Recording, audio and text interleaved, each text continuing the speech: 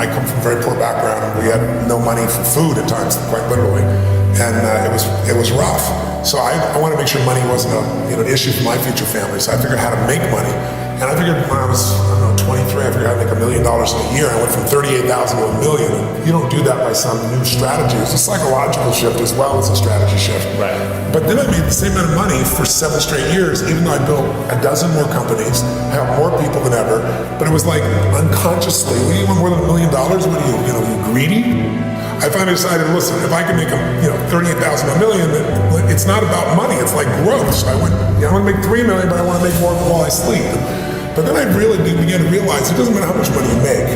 It's really your capacity to take your creativity and stop trading time for money. It's the worst trade in the world. Everybody's a financial trader. They don't realize they're trading. They're trading time. You can't get more time. So, the first thing you want to teach anybody, a child, a kid, anybody is, asked Warren Buffett, I said, what made you the wealthiest man in the world? And he smiled and he said 3 things. He said, living in America, great opportunities, having good genes, I lived a long time, and he said the last thing is compounded interest. And we all know about compounded interest, but I give you an example of a book of this guy, Theodore Johnson, worked for UPS, never made more than $14,000 in income in his entire life in a year. And in old age, he was worth $70 million. And how did he do it? All he did was he took a percentage of his income. His percentage was 20%. Now his family said, you can't save any money. But he met a friend who said, if you pretend there's a tax, and the tax just took the money away from you, and you never see it, the money just comes out of your account and goes in an investment account, you'll be financially free. So he was disciplined, he didn't look at it, it happened. $70 million by compounding. So people's mistake is, and kids don't know this, adults don't know this, that you won't earn your way there, but you can compound your way there. Yeah. What I want to do is say, where do you put that money? The second trick is you really have to understand where you're going to get hurt, because the fees are just destroy people. 96% of all mutual funds never match the market. I mean, they never beat the market.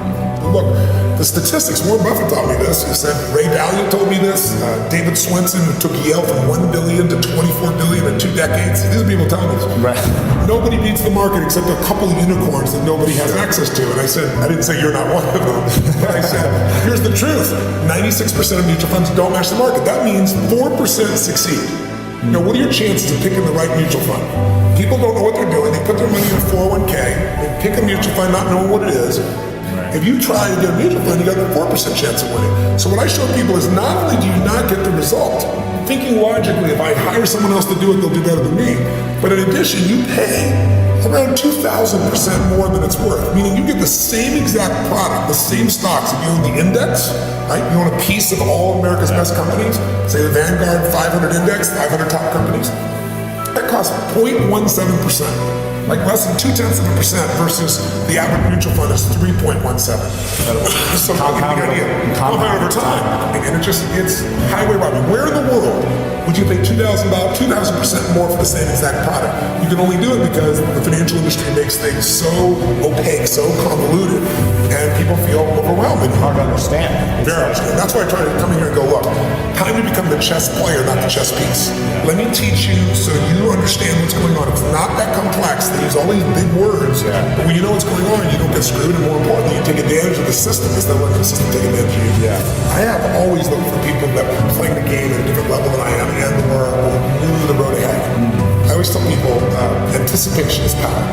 So my mentors have been people over the year, different people. My earliest mentor was a man named Jim Rohn. He was a personal development speaker, just touched my life. Sir John Templeton is probably one of the greatest investors in history. People don't know his name. He started out with nothing. And he decided that he wanted to understand wealth, and so he saved $10,000, a huge amount of money in those days. And when Hitler invaded Poland, he developed a belief. His belief was, you make your money in times of maximum pessimism. Like if you were in 2008-9, you remember what it was like, right? You could have bought, the Sands in Las Vegas. You could have bought their stock for $2.28. Today it's $67. It's a 3,000% return. So people in those times, he understood that. And so what he did was, and everybody thought the world was going to end, he took $10,000. He bought every stock on the New York Stock Exchange that was $1 or less, including companies everybody thought were going bankrupt. But when things are bad, people think it's going to be bad forever. When things are good, they think it's going to be good forever. And they're always wrong. Life's cyclical. So there's a season for everything. So once we got through World War II, and a few years later, guess what? Those same stocks made him a billionaire. So when I asked him, I said, what's the secret to wealth? His response when he touched me was, you know it, you teach it. I said, what's that? He said, gratitude. And I said, why do you say that? He said, because if you had $1 billion and every day you live pissed off and frustrated, the quality of your life is called pissed off and frustrated. Right. But if you have nothing, but you're euphorically grateful for whatever you have, you're the richest person that you're going to know. He said, so it doesn't matter how much money you got if you don't have gratitude. So I do the same thing, by the way. I have a process I call priming, where I get up every morning, I do mine in the morning, and it does radical change to my body, kind of alter my state. And then I do 10 minutes, I never miss, and my first 3.5 minutes is what I'm really grateful for. And I make myself think of at least one of those three that's something really simplistic, instead of something giant, the wind in my face, the look in one of my kids' eyes, something of that nature.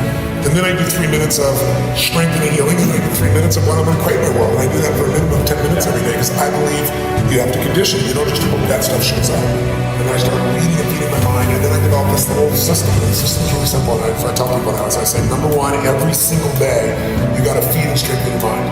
Until you do that, you're always going to be in fear. Because fear is automatic. The human brain is designed for survival. It's not designed for success. Your brain is not designed to make you happy. That's your job. Right. The only way you're going to do it is if you feed your mind, because otherwise, weeds grow automatically. My coach and mentor Jay Robbins told me, so Tony, every day you got to stand guard at the door of your mind. You got to watch what's going in, because if you're not careful, stuff will go in. Right. So every day I decided I used to go to the library, because there's no place to go. And I read biographies, I read people's lives, and it would make me go, wait a second, as bad as I think it is, the greatest people in the world had it worse. Sure. So there's something here. So you feed your mind. Jim Rohn used to say to me, skip a meal, but don't skip reading. So read 30 minutes a day, I don't give a damn what it is. And today I don't mean internet crap. I mean, read something, a biography, read something that's a strategy, read something that's going to change your life. And the second thing I tell people is feeding your mind's great, but you've got to also strengthen your body. And you do that as an athlete naturally. I learned to do that because fear is physical, right? You know you feel it. And if you go work out, if you go lift, if you go run, even if you're out of shape, you can go from intense walk, that experience alone changes your life. Every day in my life, the first thing I do before I do my priming, if I'm at one of my homes, I jump in some hot water for fun, and then I jump in freezing water. I have a river, one of my homes, it's the valley, and I've got cold plunges everywhere else. So I go in 57-degree water. And what it does is, like, it's teaching my brain. I tell my brain what to do, and it doesn't. It doesn't feel like it, doesn't want to do it, and every cell in your body is alive, right? So it doesn't have to be like 2 hours with something. It can be something you do for 30 seconds, but it's training your body to be strong, because a strong body gives a strong mind, and vice versa. The third thing I tell people is find a role model. You know, it seems impossible until you see somebody's done it. So, Ray Dalio was one of the greatest investors in history. The guy was a caddy, right? His dad was a jazz musician, his mom was a homemaker. He's worth $14 billion. And when you start seeing that somebody else can do it, and you see they really did, you start to believe, you start to get certain. And then the fourth thing I tell people is it's massive action, and constantly change your approach, and then it's find somebody worse off than you are and help them. Because when you do that, it gets you out of yourself.